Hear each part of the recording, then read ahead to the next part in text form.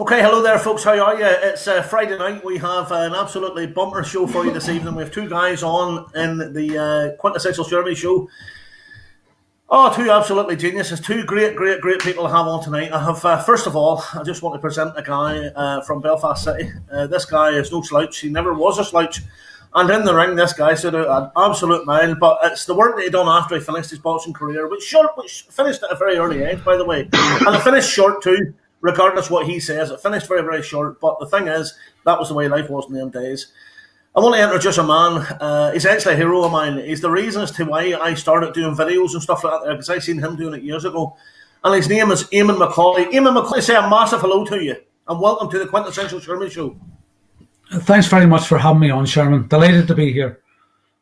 Eamon, I'm as honoured as what you are. We're both bounce off each other. We've always chatted with each other on Facebook, and now we're sort of slowly but surely getting to get a wee bit closer to each other as far as getting to know each other and saying hello and respecting each other and whatnot, and you end up Eamon Loughran's obviously, and I've heard so much about you, and then I started to study so much about you, and I was totally amazed by what I've seen. And as I say, you were the main reason as to why I started getting into video and doing videos and buying cameras and stuff and doing all that bits and bobs, so I hope you're proud of that.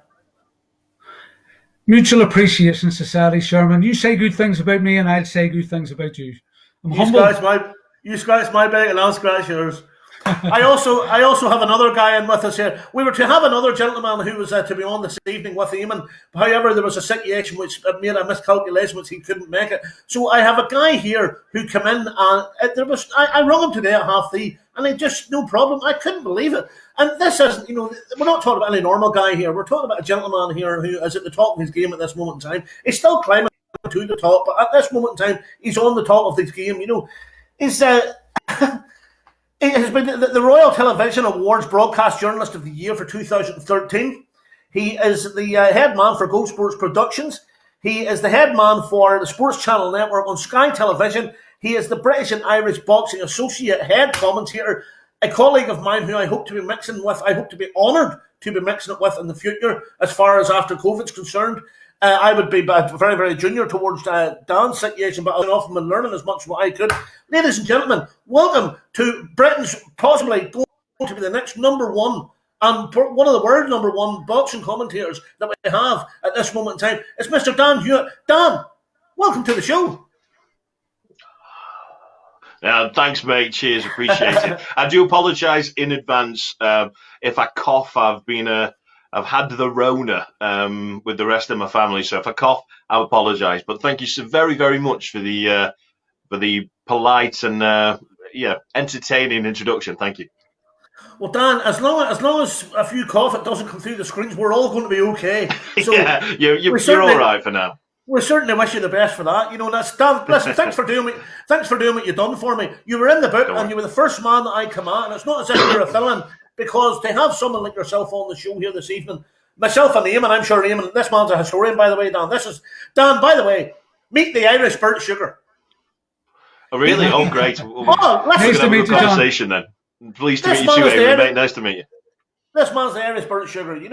I'm just going to pull Eamon in here and just say, Eamon, obviously, a massive welcome and thanks very much for coming on the show and giving us some of your time. And first of all, I just want to pick a few holes in you, Eamon. You started boxing around the age of 10 and 12 after you played football at school. I done a great wee story on you and you told me you were ever so proud of it. And just take me back to your younger days, Eamon, there briefly, and just bring yourself right up into your early 20s there. Right. Well, I never intended to be a boxer. I wanted to be a footballer. And I was picked along with two other lads from St. Gabriel's to go to a trial match to pick a Northern Ireland team. And there was enough players to play off against each other. And my team won 4-2, and I scored 2 goals and featured heavily in the game. And the other two boys from St. Gabriel's, I was confident in the selection, but they added to my confidence by saying I was a cert to get picked. But I never was. And my school thought it was because it was from a Catholic school. So I quit football that day in disgust, much to my father's consternation. I started boxing because his father was a professional pugilist, Harry Mcauley from Portrush, and he died from pugilistic dementia at 58. And he was ill for 10, 12 years. My granddad, I don't remember him talking. He only made noises. And my dad didn't want to go through all that again. He didn't want me boxing. So he went to see the two youth leaders, Hugo McGee and Mickey Brennan. And he tried to get them to persuade me to the football. But my mind was made up and I wasn't for changing. And so I started boxing 1979, I think it was, and with a Sacred Heart under the tutelage of Eamon Mcauley. And I had 55 fights. There's sort of four parts to my boxing career. There's Ulster, there's Manchester, there's London, and then there's professional. At 55 fights for the Sacred Heart, I won 51. I won many NIBC, Ulster, County Antrim titles. I was in one Irish final. This one guy couldn't get past Billy Nicholson from Ledley Hall. But when I went to when I went to Manchester in 1982, that's when I really came to the fore. At 16, my punching power started coming through, and I run up a string of inside the distance wins. I was the scourge of the Northwest counties, featherweights and lightweights. And the sports editor of the Manchester Evening News, a chap called Ed Barry, he started calling me the Belfast Bomber. But IRA bombs were going off in England, causing death and destruction. And there had been bombs in the Arndale Centre in Manchester that year. So me and my Uncle Jared had to go down to meet him. And I asked him would he desist from calling me the Belfast Bomber. I told him that I had to come over to Manchester to get away from all that. So yeah, there was one contest I remember. Go ahead. Yeah, there was one contest I remember in Warley, and I boxed this guy, Kenny Rudge, you called him, and I told my crew that I was going to knock him out with the first punch of throw, and I was going to be, and I went out and done it. I went out and done it. But tell me this, Eamon, yep. Did you mean it? Did you mean it? Oh, I told him in advance what I was going to do. He says, I'm going to go out and knock this guy out with the first punch of throw, and it's going to be a left hook. And I went and done it. Amazing. There's a guy, Jeff Moore just come in there. I have a guy here just coming in here at the side of him there, if you can see. It says Jeff Moore watching. Greetings from Cullyback in Ballymena. So there you are. There's a couple of viewers there just saying hello to you. But anyway, Eamon, just more to the contrary there.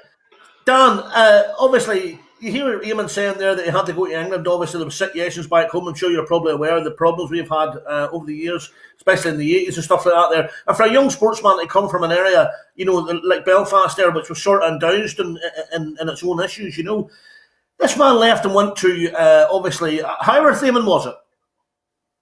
Hogarth, that was London. I went to Cavendish and Manchester first. Cavendish and Manchester first and fought well. And ended up going to the quarterfinals and the semi-finals, and they get into the field. Eamon, obviously, has there been many Irish... I won the NEBCs. I was British champion twice. I was a champion of England. I was a champion of England, Scotland and Wales at my age and my weight. And by sheer coincidence, I happened to box the Irish junior champions in 1983 and 85, Chris Halley and Alan Keogh, and I beat them both clearly. So I was unofficially the best junior boxer at my age and my weight. In the whole United Kingdom. The British Isles. Aye. Because I beat the best in England, Scotland, Wales and Ireland. 2 years running. So I was also the number one senior. Also the number one senior in Britain in 1985. So Dan, what does that sound like there, Dan?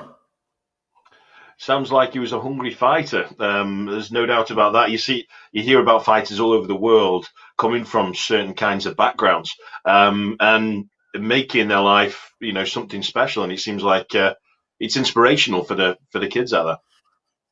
That's what I have always said about Eamon Mcauley. Eamon Mcauley went over and into the middle of London whenever the issues were, there was problems, you know what I mean? And, being Irish, obviously, possibly didn't help the thing, and he fought his way right to being the number one in the whole of the British Isles.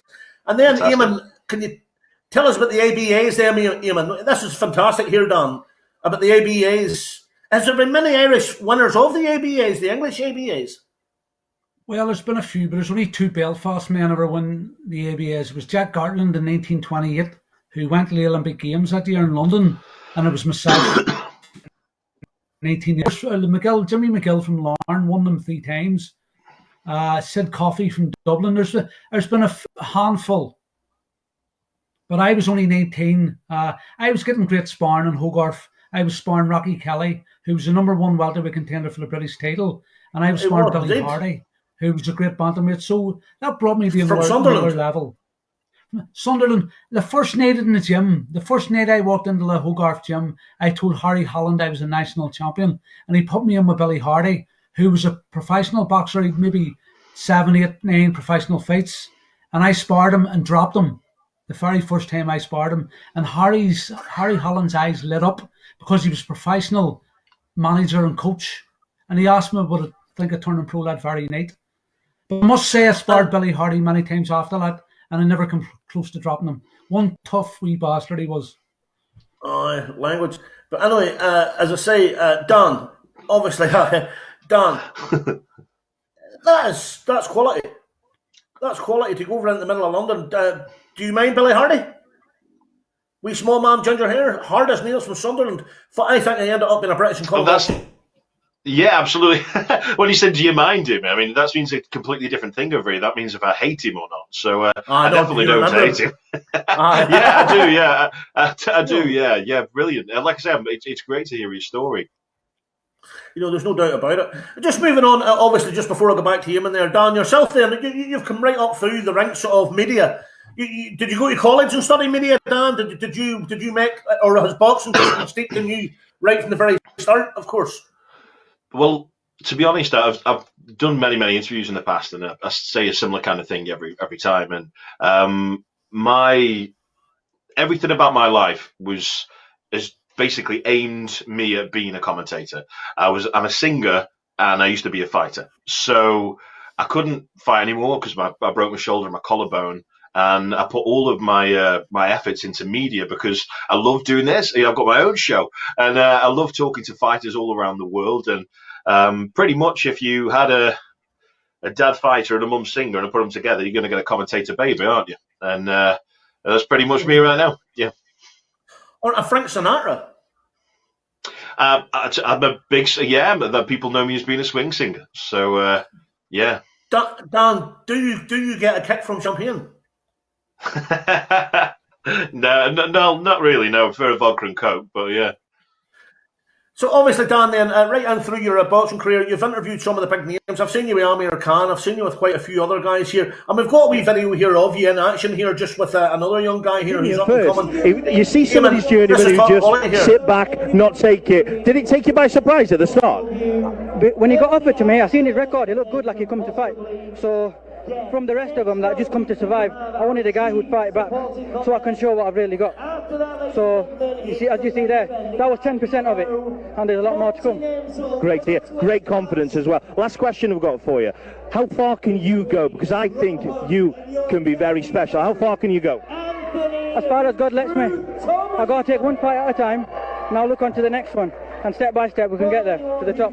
Great talking to you. Good luck in your career, my friend. Cool Eamon, guy, that's yeah. entertainment.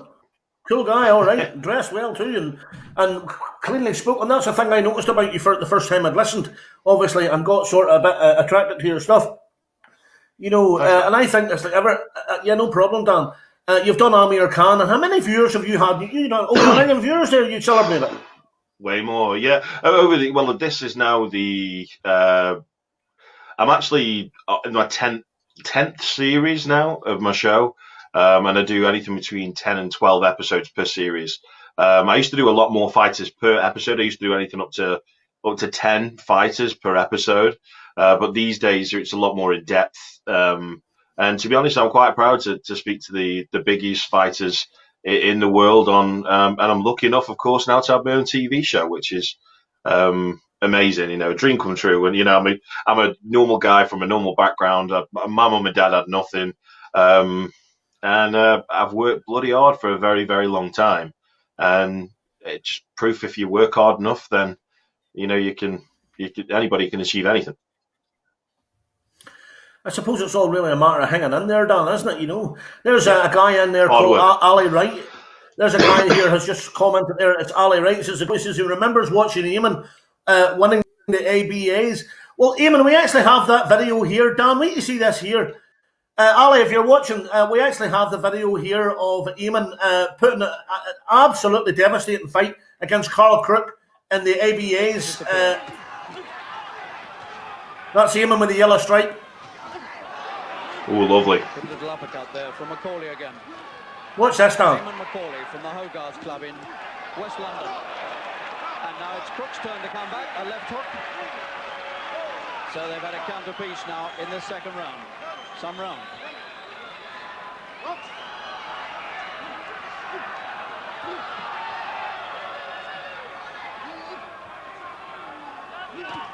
And a good right from Crook, and his legs are all over the place. Mcauley very badly hurt. So that's the second count he's had there. But his legs are gone, you can see it from the Yes, I give him a count. Yes, to that. second round. My father always said, catch him coming in, Eamon, catch him coming in. It doubles the impact. And you did. It's almost like punching twice as hard. Closing seconds of the second, he's caught Mcauley again. So he had me crook, he had the initiative, there's no doubt about that. But here's the punch now, here it comes right now, right hand. Oh, he's got Wallop. Love that. Would you believe? We can see this boy's nose here, Dan. We can see this. Not the referee, Dan. We can see this. What? And he's stopped, it's all over. One moment he seemed to have it in the bag, and the next moment Mcauley, who's on his knees, is the ABA champion, and he cannot understand it. And he's led back to his corner by the referee. His nose was broken in places. Lost it in bits. Damaged, That's unbelievable. and what a remarkable... I bet that Eamon. shaved. Ooh. Oh, that would have been sore, Dan, wouldn't it? So, Eamon, let me just take you back to that night. What a lesson did you feel there for you, for your people, you know, for being a wee Irish lad over in the middle of London and Wembley there at the biggest amateur boxing tournament probably in the world, apart from the Golden Gloves in America. Explain what ran through your body. How did that feel? Sorry, just to clarify, Billy Hardy was British Empire and European champion at super bantamweight, and I think featherweight also. He boxed Prince Nassim Hamed for the world title, and he has a leisure centre named after him in Sunderland. So yeah, just wanted to clarify that. Lovely lad, Billy Hardy. The ABA final, see, it's a historical context too, without getting into politics. The British Army had caused a lot of hurt and pain in Ardoyne, where I was from. And my dad, Coco Mcauley, was a well-known hard man who was well-known for fighting and beating the paras on the street. They flew a regimental boxing champion in from Germany to challenge my dad, and my dad knocked him out. I used to put graffiti in the walls, Coco rules the paras. So when you look at all that historical context, and then me fighting a paratrooper in the final of the ABAs, it did put me under an awful lot of pressure. If I had lost, I might have still be getting a cost up to me. You let that para beat you in Ardoyne, you know. So that put added pressure on me, pressure that I didn't need. It was my first senior year at 19, and Carl Crook was an established England international. He had been beaten the previous ABA finals, the big one Olympic year, by Alex Dixon, who went to the Olympics. So, yeah, I had my own wee following there. Lots of guys went to the final from the Hogarth Boxing Club. Guys that I work with, and Irish guys from Belfast that I work with in London, they went to the finals. I had my own wee following, but Carl Crook's following that night, I'll never forget the deafening cheer went up when Carl Crook's name was announced. But at the end of the fight, all my supporters all gathered around me. A bottle of champagne was produced. We poured it into the cup and we all drank out of it. And Colin Hart, the sports journalist for The Sun, he pulled me aside and we got an exclusive interview. The headlines in the Sun newspaper the next day was, Eamon knows he's a champion. Making reference to Carl's nose getting broken. Carl's nose, obviously. So Dan, you know, that's pretty impressive there, obviously. Dan, what's your, just going back to some of your future plans here, and then obviously I'm going to talk about what Eamon done after boxing.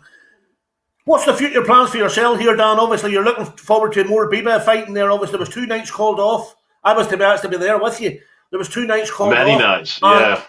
Yeah, but I was talking to Rio there today, and Rio saying that there's hopefully maybe going to be something a wee bit more in the line, depending on what the regulations have after Christmas. So yeah.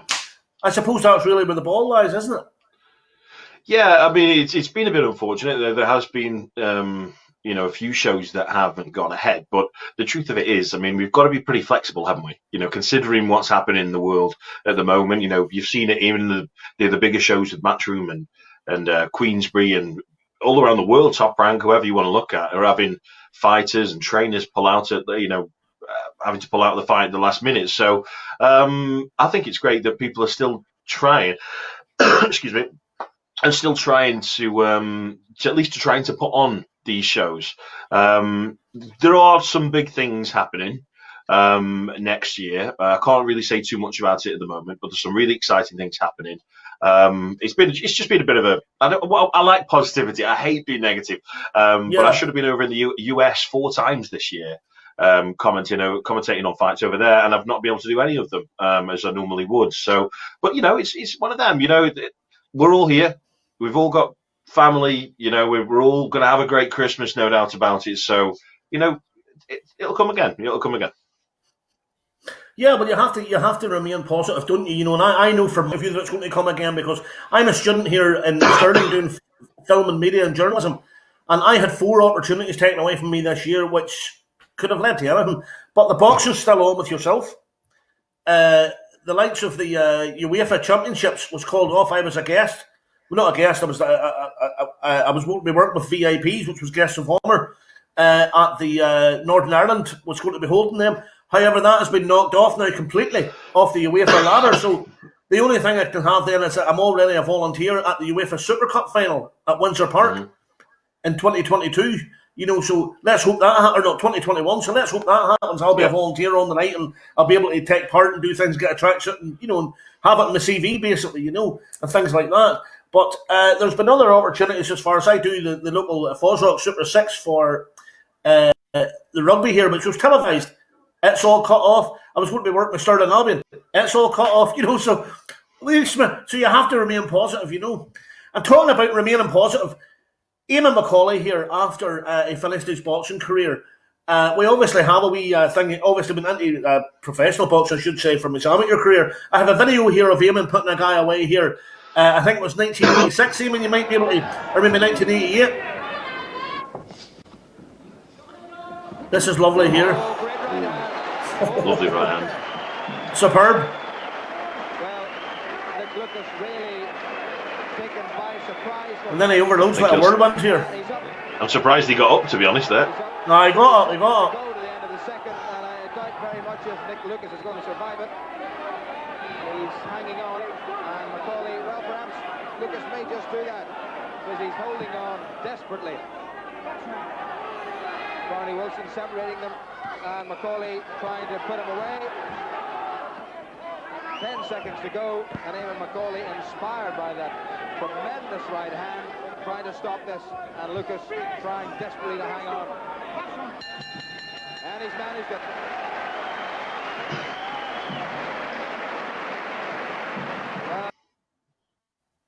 Really impressed with that. You certainly improved, didn't you, from your amateur days to your pro days?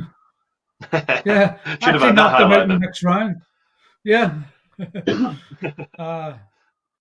Sherman, I just want to say, I want to be just like you when I grow up, because you're my hero. Well, listen, Eamon, I know how you feel. I have to look in the mirror every morning and go, that's the problem. But Eamon, tell us this here. After your professional, how many professional fights did you have? 9, was it? I won 12 out of 13 professional fights. 12 out of 13. I had it there. Got a great deal with Barney Eastwood. I got. You were the only one that was signed. He got more than. I actually have that written there. Tell us. I about got that. $6,000 signing on fee, and £1,000 for my first 8 fights. That's $14,000. He took me to Panama, Colombia, Venezuela, Los Angeles, sparring so many world champions. I sparred about 15 world champions. I had the luxury of doing that. Everything was there to facilitate. I mean, it didn't happen at the end of the day. Could have, should have, would have. But at the end of the day, you're judged on what you've done. And but it was a great gym. There were great times. And Barney Eastwood done everything for me that he could. And he was a great man, a great manager. Boy, could I tell you some stories about Barney Eastwood. I have a book out in the spring, and it's all in the book. And there's some amazing stories about Barney Eastwood's gym. We'll talk about that. Fighting the Fine Piece, you call the book. We'll talk about that in the end, because I've heard about that there, and I'm looking forward to getting a copy and getting it signed from yourself, by the way. After your boxing career was over, Eamon, there recently, as last night, you've been on a bit of a crusade, and you done something which I thought was absolutely immaculate. Dan, this is Rinty Monaghan's nephew. And I'm new to that name, so sorry, I do apologise. Rinty Monaghan was the welterweight, lightweight, welterweight, featherweight world champion. Flyweight. Just tell him a bit about. Tell him a bit about Rinty Monaghan. Rinty Monaghan. Rinty Monaghan was undefeated world flyweight champion, 1948 to 1950. He held his belt when it was 8 weight divisions. When Joe Lewis and Sugar Ray Robinson held their belts, that's when Rinty was world champion. And that's. I'm a spring chicken, you see. That's the problem. Yeah. I'm a spring chicken. I don't think my dad was alive then. For singing after his fights. Oh, that's right. Was he really? So what Eamon done was Eamon recently there challenged the. There's Danzo Sean Johnson has just come in and says Eamon Mcauley was some boxer. Thanks very much, Danzo. What Eamon done, Dan Hewitt, what Eamon done was he went to the council and got the councillors and the mayor and stuff like that there to agree with a proposal put forward to get a statue put up. So what Eamon has been a pioneer in getting all that there done in Belfast, and myself and a couple other friends there, my own boxing friend and former world welterweight champion, Mr. Eamon Loughran, who's a great friend of Eamon Mcauley's here. We all went up one day, and of course Eamon made his speech and stuff like that there, and it really was one of the best days I've had.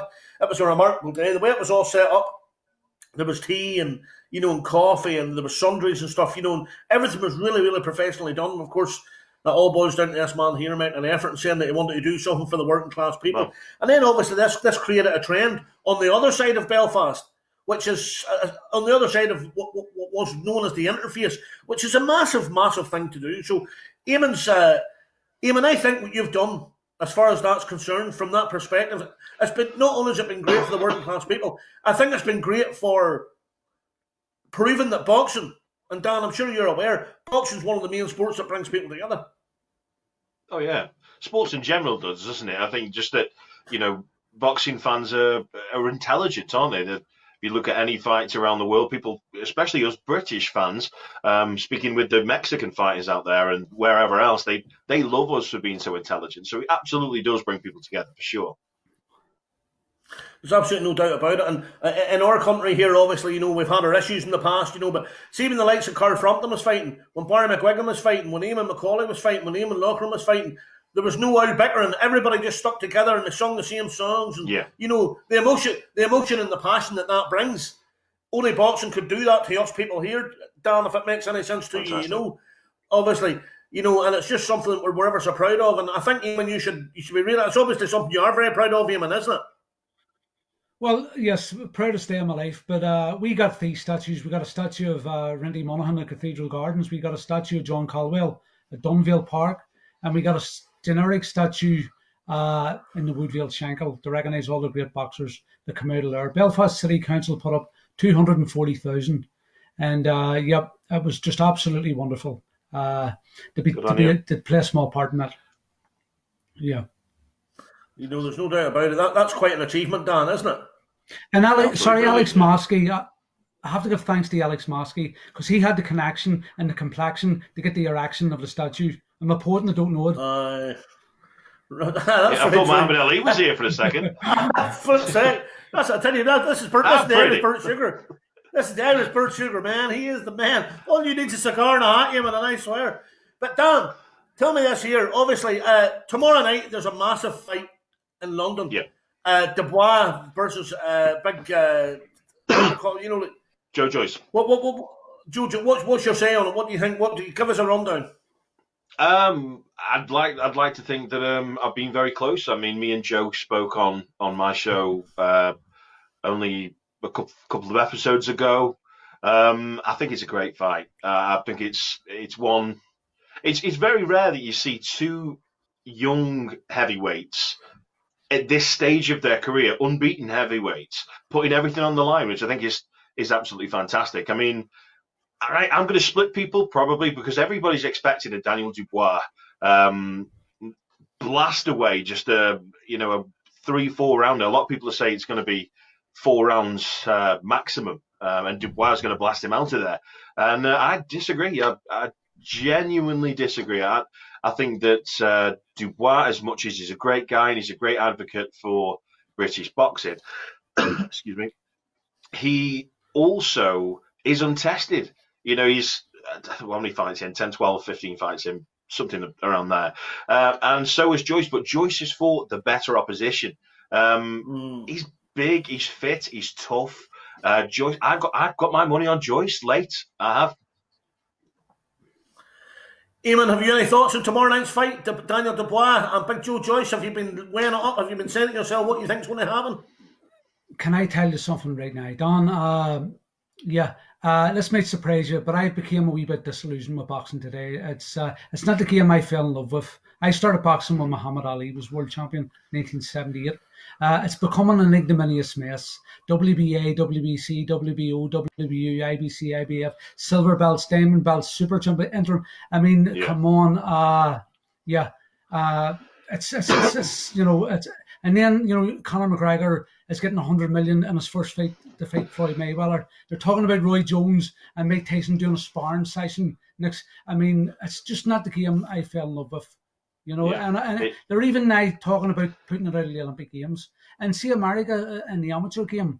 The gyms in America used to be full. There's nobody's really boxing now in America. They're not winning Olympic medals no more. And America is the umbilical cord of boxing. If it dies there, eventually it'll die worldwide.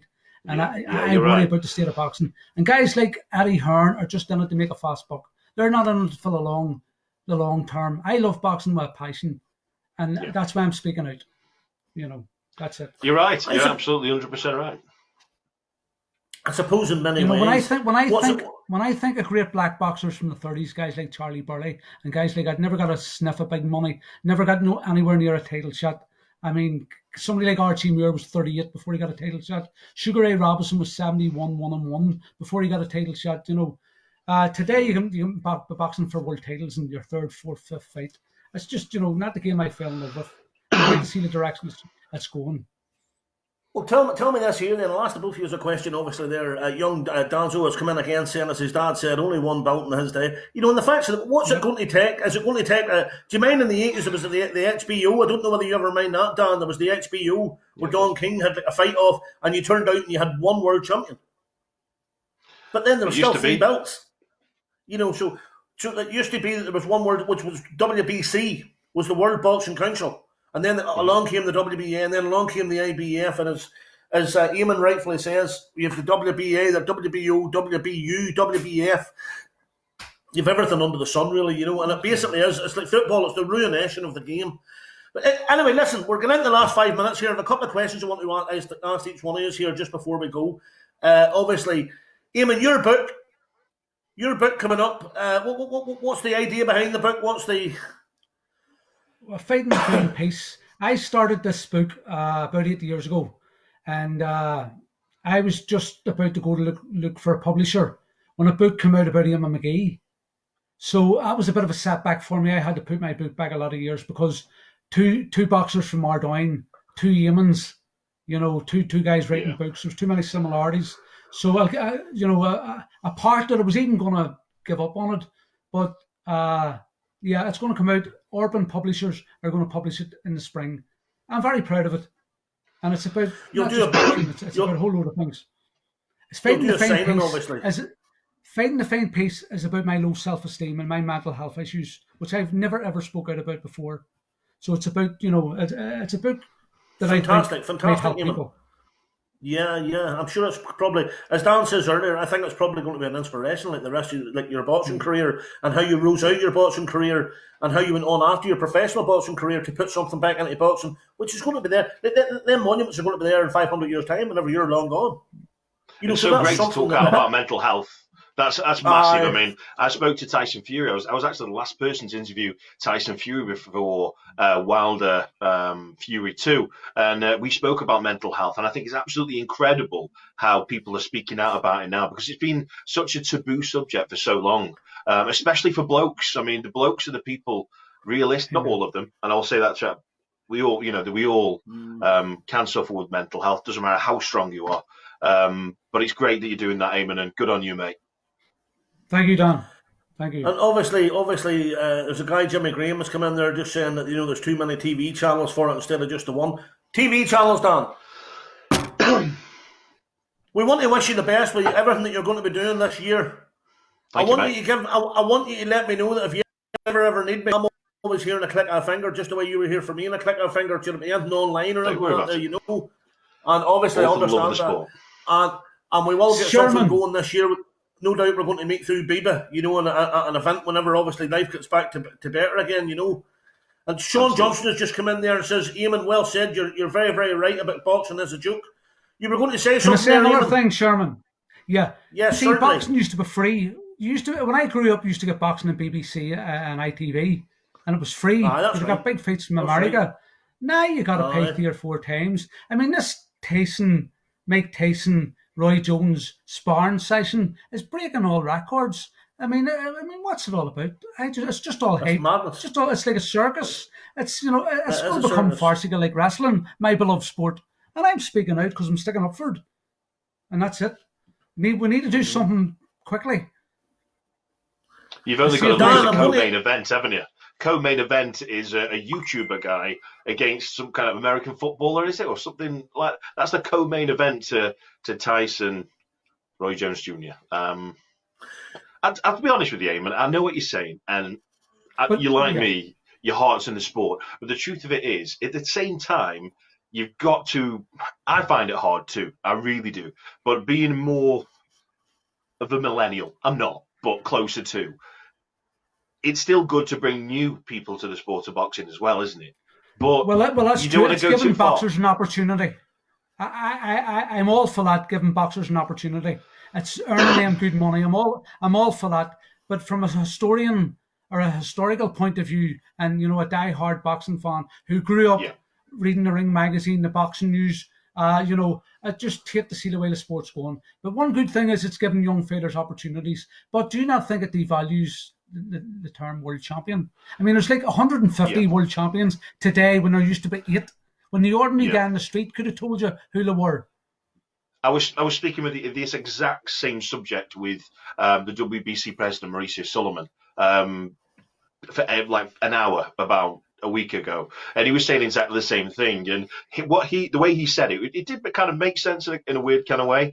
But he's saying that basically the WBC have kind of had to move with the times. He understands that ideally the WBC, WBA, WO, IBF, IBO, there's loads. There's loads now.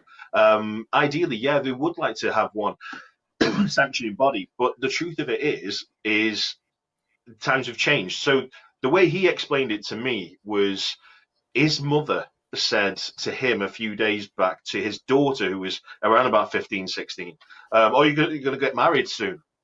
And she said, no, of course I'm not going to get married. But because back in the day, that's what was accepted then. That was what was, we're 15, 16, you're going to get married. But obviously, if you go to a 15, 16-year-old now, they're not necessarily. So what they're saying is they're trying to move with the times. That's straight from the horse's mouth on my show with Mauricio Sullivan. But whether you accept it or not, it's hard as a story. Right. Yeah, I agree.